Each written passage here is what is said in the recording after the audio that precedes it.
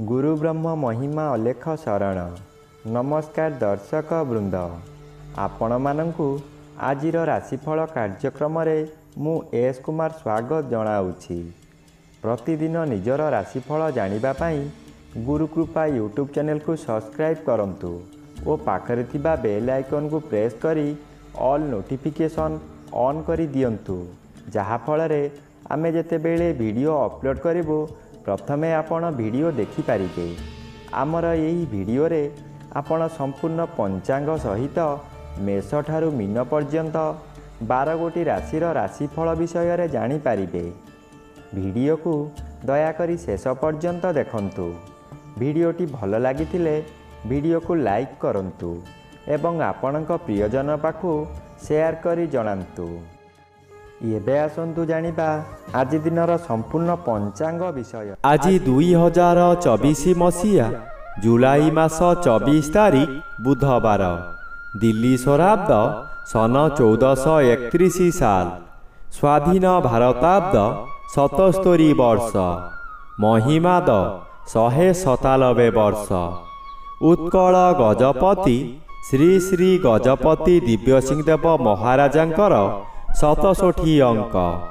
सौरस्व श्रावण मास 9 दिन, चांद्रमते श्रावण कृष्ण पक्ष तृतीया तिथि, दिवा 9 घंटा 53 मिनिट पर्यंत।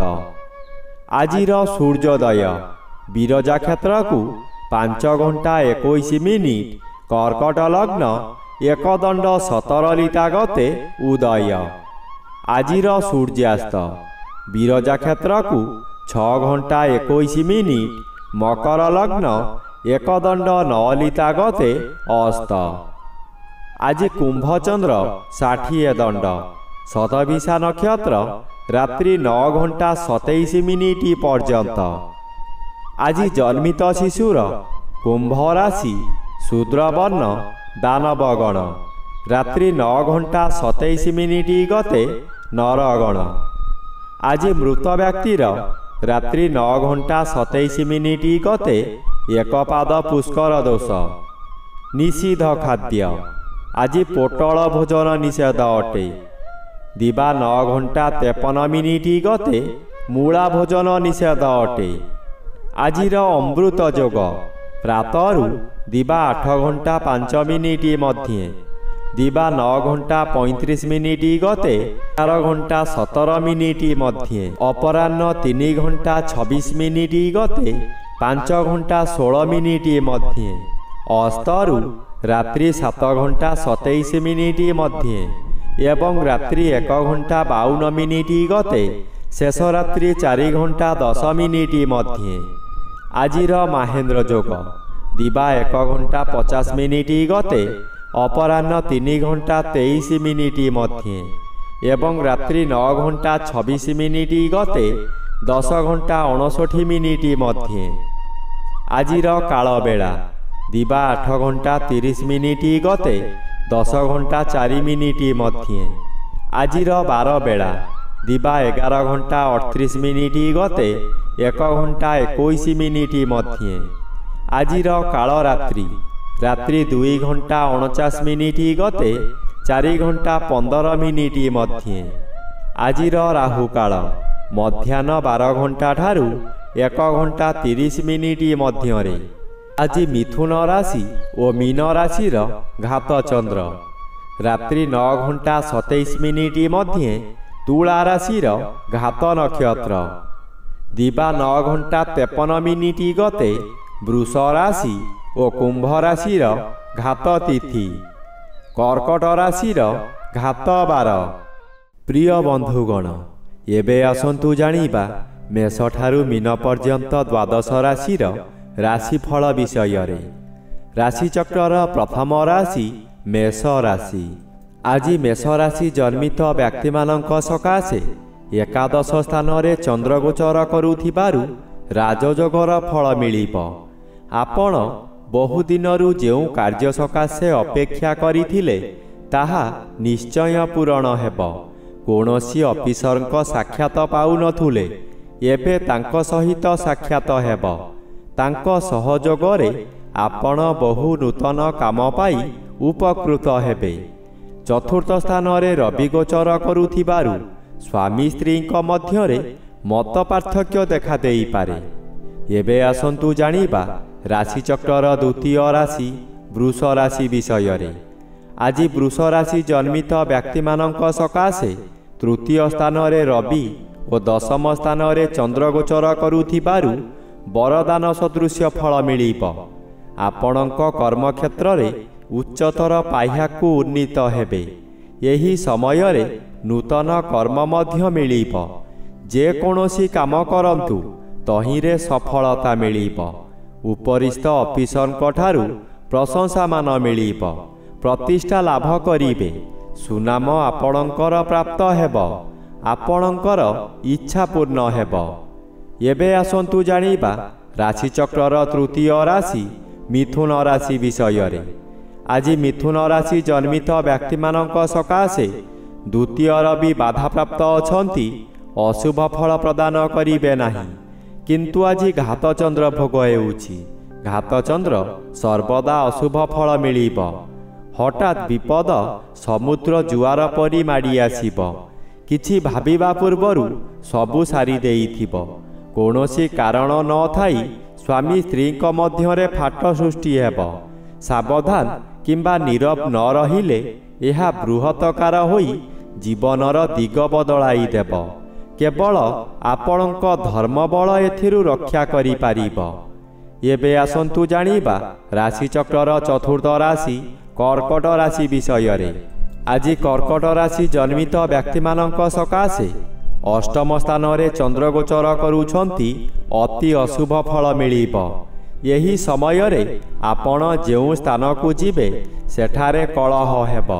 ବିଭିନ୍ନ ପ୍ରକାର କ୍ଷତି ହୋଇ ଆପଣଙ୍କ ମଥା ବିଚଳିତ ହୋଇଯିବ।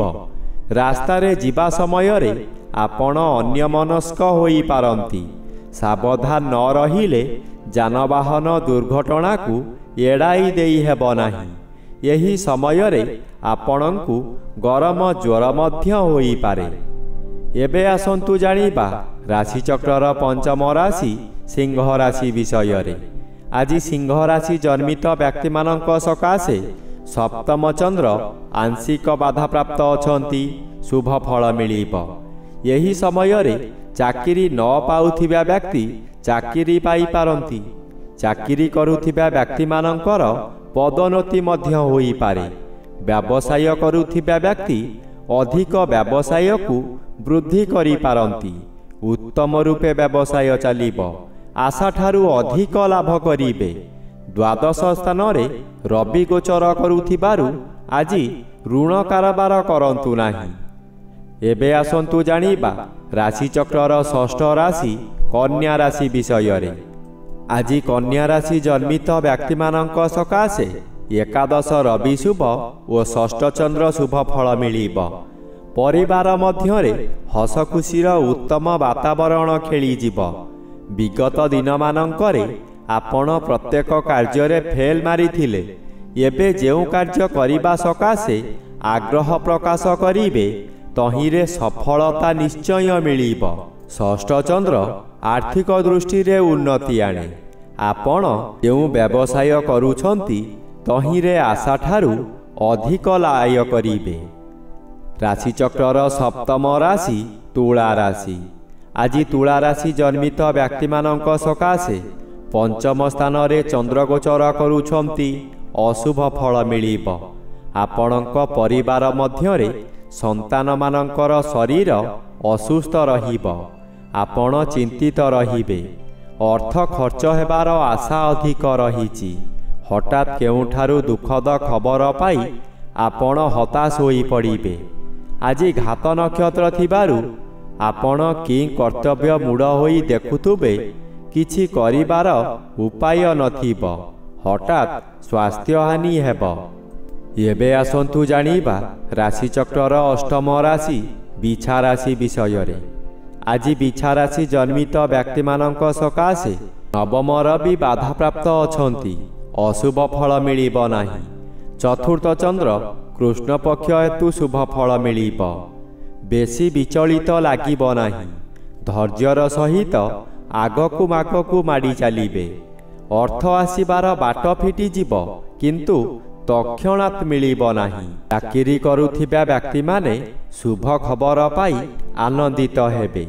ଚତୁର୍ଥ ସ୍ଥାନ ବିଦ୍ୟାସ୍ଥାନ ଓ ମାତୃସ୍ଥାନ ହୋଇଥିବାରୁ ମାଙ୍କ ସହ କିଛି କଥା କଟାକଟି ହୋଇପାରେ। ବିଦ୍ୟାର୍ଥୀମାନେ ବିଦ୍ୟାରେ ଉନ୍ନତି କରିବେ। ଏବେ ଆସନ୍ତୁ ଜାଣିବା ରାଶିଚକ୍ରର ନବମ ରାଶି ଧନୁ ରାଶି ବିଷୟରେ।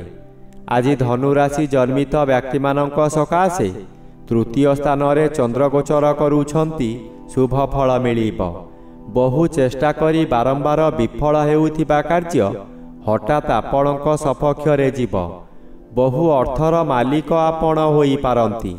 ପୂର୍ବରୁ ଖରାପ ଥିବା ସ୍ୱାସ୍ଥ୍ୟ ଏହି ସମୟରେ ମନର ବଳ ବୃଦ୍ଧି ପାଇଥିବାରୁ ସ୍ୱାସ୍ଥ୍ୟ ଉତ୍ତମ ରହିବ। ବନ୍ଧୁବାନ୍ଧବମାନେ ଆପଣଙ୍କ ପ୍ରଶଂସା ଗାନ କରିବେ। ଗତକାଲି ଯେଉଁମାନେ ଆପଣଙ୍କ ନିନ୍ଦା କରୁଥିଲେ, ଆଜି ସେହିମାନେ ମିତ୍ରତା ହୋଇ ଆପଣଙ୍କ କାର୍ଯ୍ୟରେ ସହଯୋଗ କରିବେ। ଏବେ ଆସନ୍ତୁ ଜାଣିବା ରାଶିଚକ୍ରର ଦଶମ ରାଶି ମକର ରାଶି ବିଷୟରେ। ଆଜି ମକର ରାଶି ଜନ୍ମିତ ବ୍ୟକ୍ତିମାନଙ୍କ ସକାଶେ ଦ୍ୱିତୀୟ ସ୍ଥାନରେ ଚନ୍ଦ୍ରଗୋଚର କରୁଛନ୍ତି। ଅଶୁଭ ଫଳ ମିଳିବ। ଆପଣ ବହୁ ସମାଲୋଚନାର ଶିକାର ହୋଇପାରନ୍ତି। ଆପଣ ଯେଉଁ କାର୍ଯ୍ୟ କରିବେ ତହିଁରେ ପ୍ରତ୍ୟେକ ବ୍ୟକ୍ତି ପ୍ରବଳ ବିରୋଧ କରିବେ। ଏହି ସମୟରେ ଆପଣଙ୍କର ନାସା କର୍ଣ୍ଣ ଚକ୍ଷୁ ଆଦିରେ ଆଘାତ ଲାଗିପାରେ। ସାମାନ୍ୟ କଥାରେ ଆପଣ ଉତ୍ତେଜିତ ହୋଇଯିବେ। ନିଜ ଜିଦ୍ ରଖିବାକୁ ଯାଇ ବହୁତ ଅର୍ଥହାନି କରିବେ। ଏହି ସମୟରେ ପରିବାର ଲୋକମାନେ ବିରୋଧ କରିବେ। ଏବେ ଆସନ୍ତୁ ଜାଣିବା ରାଶିଚକ୍ରର ଏକାଦଶ ରାଶି କୁମ୍ଭ ରାଶି ବିଷୟରେ। ଆଜି କୁମ୍ଭ ରାଶି ଜନ୍ମିତ ବ୍ୟକ୍ତିମାନଙ୍କ ସକାଶେ ଷଷ୍ଠ ସ୍ଥାନରେ ରବି ଓ ଶ୍ରୀଚନ୍ଦ୍ର ଗୋଚରରେ ଭ୍ରମଣ କରୁଥିବାରୁ ଶୁଭ ଫଳ ମିଳିବ। ଏହି ସମୟରେ ଗୃହରେ କିଛି ମାଙ୍ଗଳିକ କାର୍ଯ୍ୟ ହୋଇପାରେ। ଖୁବ୍ ଧୁମଧାମରେ ଆନନ୍ଦ ଉତ୍ସବ ପାଳିବେ। ନିଜ ପାଖରେ ଅର୍ଥ ଥାଉ କି ନଥାଉ ସ୍ୱାଦିଷ୍ଟ ଭୋଜନ ପ୍ରସ୍ତୁତ କରି ନିଜେ ଭୋଜନ କରିବା ସହିତ ପରିବାର ଲୋକଙ୍କୁ ଖୁଆଇ ଆନନ୍ଦ ଅନୁଭବ କରିବେ। ଆଜି କୌଣସି ପଶୁ ଖରିଦ କିମ୍ବା ବିକ୍ରି କରନ୍ତୁ ନାହିଁ। ଖରିଦ କରିଥିବା ପଶୁ ନଷ୍ଟ ହୋଇଯାଇପାରେ। ଏବେ ଆସନ୍ତୁ ଜାଣିବା ରାଶିଚକ୍ରର ଦ୍ୱାଦଶ ବା ଶେଷ ରାଶି ମୀନ ରାଶି ବିଷୟରେ। ଆଜି ମୀନ ରାଶି ଜନ୍ମିତ ବ୍ୟକ୍ତିମାନଙ୍କ ସକାଶେ ପଞ୍ଚମର ବି ବାଧାପ୍ରାପ୍ତ ଅଛନ୍ତି। କିନ୍ତୁ ଆଜି ଘାତଚନ୍ଦ୍ର ଭୋଗ ହେଉଥିବାରୁ ଅଶୁଭ ଫଳ ମିଳିବ। ଆପଣଙ୍କ ଶରୀରରେ ଆଘାତ ଲାଗିବ। ବହୁ ଅର୍ଥ ବ୍ୟୟ କରି ଆପଣ ହତାଶ ହୋଇପଡ଼ିବେ। ଯାହା କରିବେ ତହିଁରେ କ୍ଷତି ସହିବେ, ଯାହାଦ୍ୱାରା ଆପଣଙ୍କର ମଥା ବିଚଳିତ ହେବ। କାହାକୁ କ'ଣ କହିବେ ଠିକ୍ କରି କହିପାରିବେ ନାହିଁ। ଆପଣଙ୍କ କଥାବାର୍ତ୍ତା ଗୁଡ଼ିକ ଗୁଳି ପରୀକ୍ଷା ହେବ। ଅତି ଜିଦଖୋର ହୋଇ ବହୁ କାର୍ଯ୍ୟ କରି ନିଜର କ୍ଷତି କରିବେ ବା ନଷ୍ଟ କରିଦେବେ।